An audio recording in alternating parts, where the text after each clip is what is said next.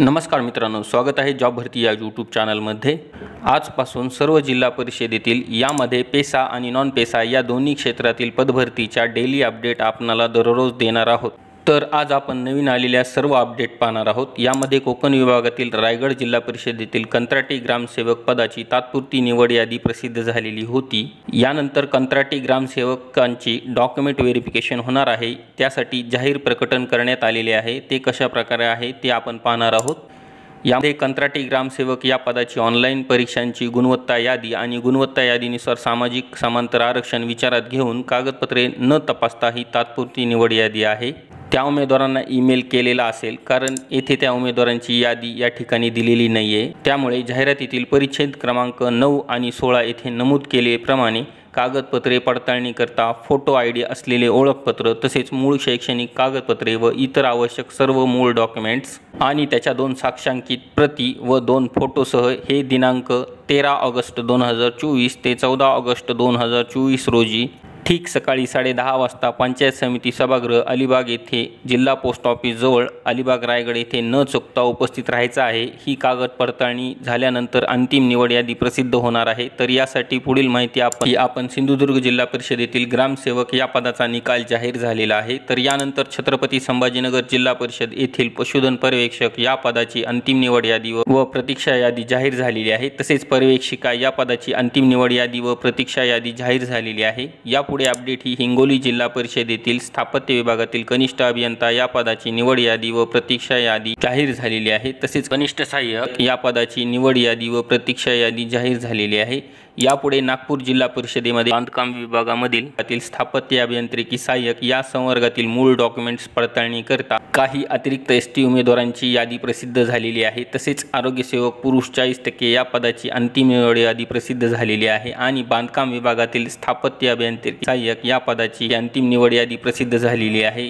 यापुढील गोंदिया जिल्हा परिषदेतील आरोग्य सेवक पुरुष 50% या पदाची कंबाईन मेरिट लिस्ट निकाल प्रसिद्ध झालेला आहे। तसेच कंत्राटी ग्रामसेवक या पदाची कंबाईन मेरिट लिस्टचा निकाल जाहीर झालेला आहे आणि आरोग्य सेवक पुरुष 40% या पदाची कंबाईन मेरिट लिस्टचा निकाल जाहीर झालेला आहे। तर यापुढील जिल्हा परिषद ही पालघर जिल्हा परिषदेत प्रयोगशाळा तंत्रज्ञ या पदाची सुधारित तात्पुरती निवड यादी जाहीर झालेली आहे। तर वरिष्ठ सहाय्यक या पदाची सुधारित तात्पुरती निवड यादी जाहीर झालेली आहे। तसेच कनिष्ठ सहाय्यक या पदाची सुधारित तात्पुरती निवड यादी व प्रतीक्षा यादी जाहीर झालेली आहे आणि शिक्षण विभागातील विस्तार अधिकारी क्लास 3 यातील नंबर 2 या पदाची सुधारित तात्पुरती निवड यादी व प्रतीक्षा यादी प्रसिद्ध झालेली आहे।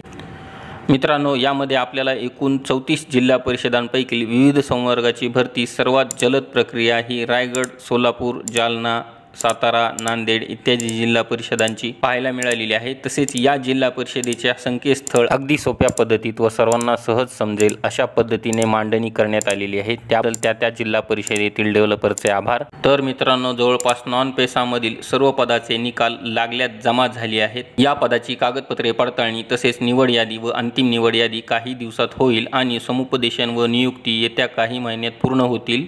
तर मित्रांनो, पेसा क्षेत्रातील उमेदवारांचे निकाल हे येत्या 15 तारखेनंतर किंवा 1 तारखेनंतर जाहीर होतील। उदाहरणार्थ, आपण नॉन पेसा क्षेत्रातील आरोग्य सेवक पुरुष, आरोग्य सेवक महिला व ग्रामसेवक या पदाची साधारण परीक्षा झाल्यानंतर 1 ते 1.5 महिन्याच्या कालांतराने निकाल लागलेले आहेत। तसेच विधानसभेच्या निवडणुकीची आचारसंहिता ही येत्या काही महिन्यात लागण्याची शक्यता आहे। त्यामुळे पेसा क्षेत्रातील आरोग्य सेवक पुरुष, आरोग्य सेवक महिला आणि ग्रामसेवक या पदाचे निकाल हे साधारण परीक्षा झाल्यापासून 1 ते 1.5 महिन्याच्या कालांतराने जाहीर होतील अशी आशा करूया।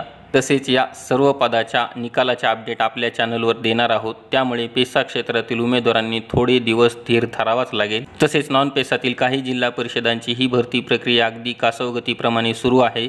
त्यामुळे आपण आशा करूयात काही राहिलेल्या जिल्हा परिषदांचे निकाल हे लवकरच येतील ही अपेक्षा करूयात। तर मित्रांनो, ही होती आजपर्यंत आलेली जिल्हा परिषदेची अपडेट होती।